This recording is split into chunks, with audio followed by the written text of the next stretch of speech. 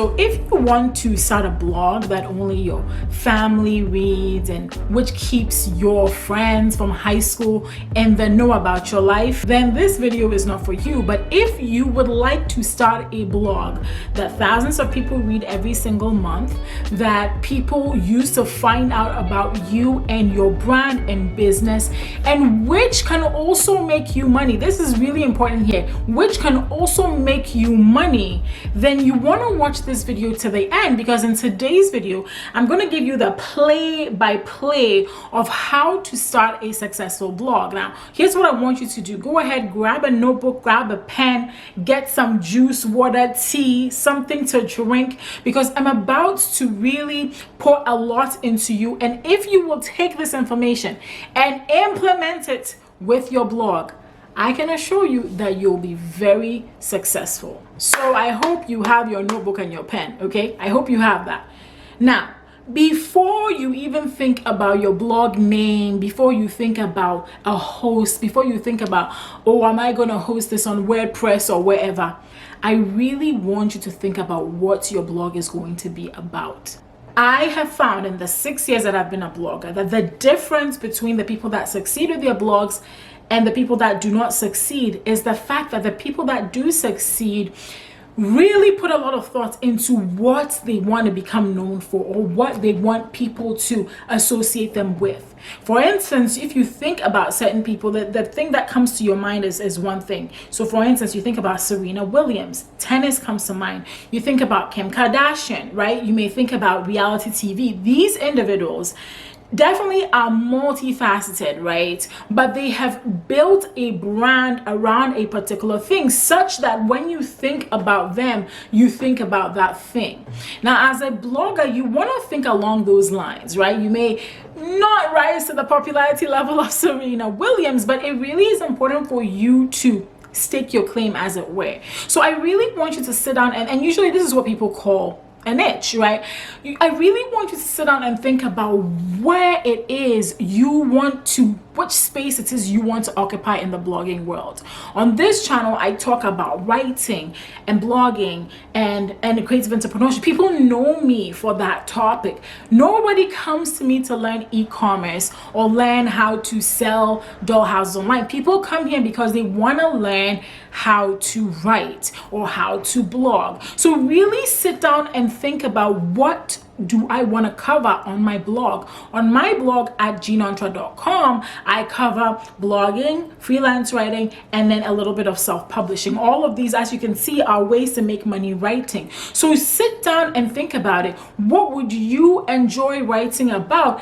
And on top of that, what is it that there is a demand for? I know that there is a demand for freelance writing and blogging, because when I started out freelance writing and blogging, I went online and I searched for content that would help me on my journey. I found blogs that had been established on these topics. And so when you already find out that somebody has started a blog in a niche that is similar to what you want to start in, don't be discouraged. This just means that there are people out there in the world who are interested in what you have to talk about. What you can do differently is to bring your own spice to it. So if, for instance, if you want to talk about fashion, then think about different ways you can talk about fashion, because there are a lot of fashion blogs out there. How are you going to stand out? So pick a topic, right, that your blog is going to be about.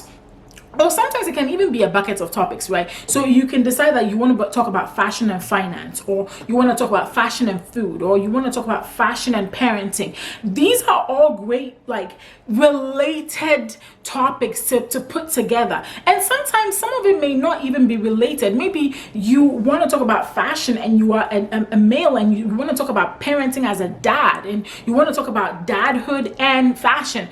That's perfect too. So think about niches that are already out there that people already crave, and see how you can bring your unique spin to it. That's the first thing you're going to do. So I hope that helped. I really want you to think about that, because that is going to be the foundation of everything I'm about to talk about, and is also what will set you up for success as a blogger. Second thing you want to do, okay, is you now want to come up with content ideas. So you've chosen this topic, right? what are you going to write about? Okay, this is another thing that stalls a lot of bloggers. They excitedly start a blog, right? They're so excited to start the journey. I remember starting my first blog, how excited I was. And then you write the first blog post, the second blog post, third blog post, and a lot of people fizzle out and never even give themselves a chance to succeed. By the 5th or 6th or even 10th blog post, they give up. But one of the ways to make sure that this doesn't happen to you is actually to sit down and think about blog post topics before you ever begin your blog. So now you've chosen the niche you want to write in. What are some of the popular websites in that particular niche, right? I want you to go find those websites. Maybe you know about them because you've been reading them yourself, and that's what even sparked your interest, right? So I want you to go find those, and then once you find them, I want you to do this. You're going to find a tool known as Ubersuggest. I did a video tutorial on Ubersuggest here, but I'm going to give a really quick overview right here in the video. So what you're going to do is you're going to take the links of those popular websites and you're going to put them in the search bar of Ubersuggest. When you do that, okay, there will be a number of blog topics that come up that drive the most traffic to that particular domain or website. Take note of those ideas, okay? Take note of those ideas. What you've just uncovered is a gold mine of content ideas that you can replicate for your own blog. Now, do not steal anybody's content. Don't go stealing. That's a no-no of blogging. Look at those ideas, okay? And actually, Ubersuggest gives you an option to download these in a CSV file, which is very similar to an Excel spreadsheet. And I want you to look at these ideas and see how you can create content on those specific topics. And the reason you're going to do that is because, okay, if people were interested in those particular topics on those other websites, then when you write your own version of them on your website, people are going to be interested too. And from the standpoint of search engine optimization, this can be super excellent. Good. Okay, I don't even know the word, but this is really going to help you in that respect. Now, search engine optimization is a topic that I'm still learning so much about, and I'm not here to teach you about SEO, but by looking at those content ideas on those websites that are doing well in terms of driving traffic to their websites, and also on Ubersuggest, when you go into a tool known as the Keyword Explorer, right? When you look at keywords, Ubersuggest actually gives you how difficult a particular keyword would be to rank go on the first page of Google, which is a search engine we all know about, right? And so if you take those ones that have a lower score when it comes to SEO difficulty, you can create content around that and really do well with your blog. I've actually used this methodology with some of my clients' blogs and really seen an uptick in traffic to their websites from zero to 1,000 from Google search. And that's major. If you're getting 1,000 visits from Google alone per month, that is major, because that means you're not having to do much except, of course, update that blog post from time to time to get that traffic. It's free traffic, and it can be free traffic for life. So if you take this Ubersuggest, tip that I'm just sharing with you really seriously, you can really set up your blog to win with search engines by replicating, of course, don't copy, but replicating content that is already doing well for those individuals. And then the next step is to create that content, okay? So as you can see, we haven't chosen a domain name yet or nothing, right? We are really setting ourselves up for success here. So create those pieces of content. I would say create 3 to 5 pieces of content to start your blog out with. That way, on the day that you launch the blog, when people get to your website, there's not just like one lonely little blog post sitting there. There are 5 of them, and people can spend time on your website. And this is also really relevant in Google's eyes, okay? The more time people spend on your website, the less there is of something known as the bounce rate. Now, a bounce rate according to Google is when somebody lands on your website and then actually clicks away. So if they land on your website, on the page they land on, and then they click away almost immediately, then that bounce rate is high. But if they click on that link,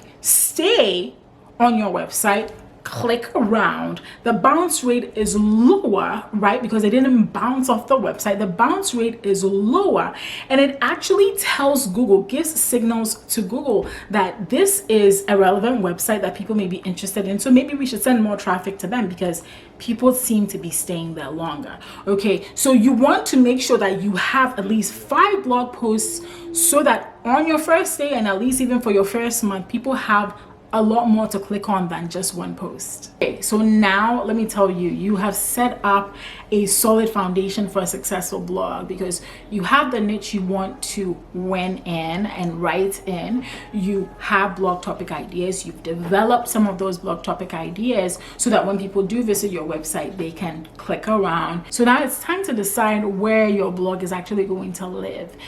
Personally, I recommend a self-hosted WordPress website. I know there are other options out there, Squarespace, Wix, Blogger, and you can definitely use those. But to be honest, in all of my experience in interacting with other bloggers, by far one of the most robust and also search engine friendly platforms is WordPress. Okay, and so what you want to do is to actually sign up for a hosting account through a hosting company. Personally, I use SiteGround. I love them because every time I get on the phone with them, they're super easy to work with. They will fix my issues for me and I don't have to think about it. So it's been a no-brainer for me to be with SiteGround. That's what I recommend. So I'm going to go into a tutorial here where I show you very briefly how you can do that. So once you get onto the SiteGround website, you're going to click here to sign up for their hosting. Usually they charge you for a whole year of hosting. You can definitely extend that to 2 years or 3 years, but they usually have a nice special for you if you're just getting started. And then once you have that, once you've signed up with them or you've bought the hosting, you will go in and install WordPress onto your domain name. So hopefully at this point you've chosen what you want your website to be called. I just have kept my name, so mine is gnontra.com. You could name yours anything that you want to name it, but I find that the more memorable and easy it is for people, the more likely people remember it and come to it. So just keep that in mind. And you're going to install WordPress. Once you install WordPress, you'll be prompted to sign in to WordPress, and then you can sign in to WordPress, and here is the dashboard. Here's what your dashboard could look like, especially when you're getting started with WordPress. So now you have your WordPress website set up. Super easy, a few clicks and it's already done. There are plugins that make using WordPress so much more easier. There are themes that also allow you to customize your website. 2 set of themes that I enjoy: the Divi theme from Elegant Themes and then Thrive theme. So both of these I highly recommend. You will see links to both of them below in the description. They're both affiliate links, and I currently use Divi on my gnontra blog. Love it. There's so much functionality built into Divi. I also love that they have this email list collection tool known as Bloom. And let me tell you, as a blogger, you should be collecting emails, okay? Because that email list will become your community. They'll fall in love with you. They're the people that will buy your products. They're the people that will tell others about you. So it's important for you to start building that email list from the beginning. And Bloom is built into the Divi theme and into the whole Elegant Themes family. And you can get access to that once you purchase a yearly subscription with them. So like I said, with WordPress, there are plugins that allow you to customize the website. Now, don't go crazy on the plugins. There's so many plugins you could download onto your website, but don't do that. All right. So if you look over here on my page right here, I'm showing you how you can install a plugin. So you'll go into plugins and then install, and then it's super easy for you to install. There are 3 that I highly recommend that you install immediately after you install your WordPress. Okay, the first one is Yoast SEO. Remember when I was talking about SEO? Yes, Yoast SEO. And I have a tutorial on Yoast SEO you can check out right here. Check that out once you're done watching this video. It really is helpful. I've used it on my blogs and on my clients' blogs for years, and it really does help with that search engine traffic. So check that out. Another plugin you want to check out is Jetpack. Jetpack has a lot of features to it. One of them I really enjoy is Akismet, and Akismet really keeps the spam comments out. You will realize as a blogger that you get a lot of spam comments from robots. You want to keep those off your website, and Akismet really helps with that. I also like the site stats feature that comes with Jetpack. There are other features that you can look into with Jetpack, but that is another one I would recommend that you install on your blog. And then the third tool, or the third plugin, is Insert Headers and Footers. Okay, that one is great because it's really helpful for me, because I don't like to mess with the code on my website, but sometimes it's important for you to put tracking software. For instance, Google Analytics, which is another video that you can check out here. Google Analytics is one of the tools that I have installed on my website to track my traffic, right? I don't want to go messing with the code on my website, so I put Insert Headers and Footers. I installed that plugin so that if I have like code like that, I can just copy the code, put it in headers and footers. All right, so I actually put it in the header here. All right, and then I just save it, and then that tool actually inserts the code into my website. I know that sounds a little technical, but if you watch the video on Google Analytics, you'll really understand what I'm talking about. And that really does help with tracking who is coming to your website, where they're coming from, and all that good stuff, and so that you can track your own growth. So I know that's a lot, but you're about 75% done with setting up a blog that's going to become super successful. Now that you've done all that, you can go ahead and take those blog posts, those 5 blog posts that you created, paste them into the editor one by one, of course, and then using the Yoast tool, you can actually finish optimizing the post so that it really works well for your blog and begins to attract that traffic to you. So that is how to start a successful blog in 2020 and beyond. Let me know if you enjoyed this video. I had so much fun making this video for you guys. So let me know if you enjoyed it. If you want to watch a video on monetizing your blog, because that's usually the next thing, right? You've created this content, all right, you're rinsing and repeating, you're on a roll. How do you make money with your blog? I want you to check out this video right here, because I give you 7 of the ways that I personally made money as a blogger.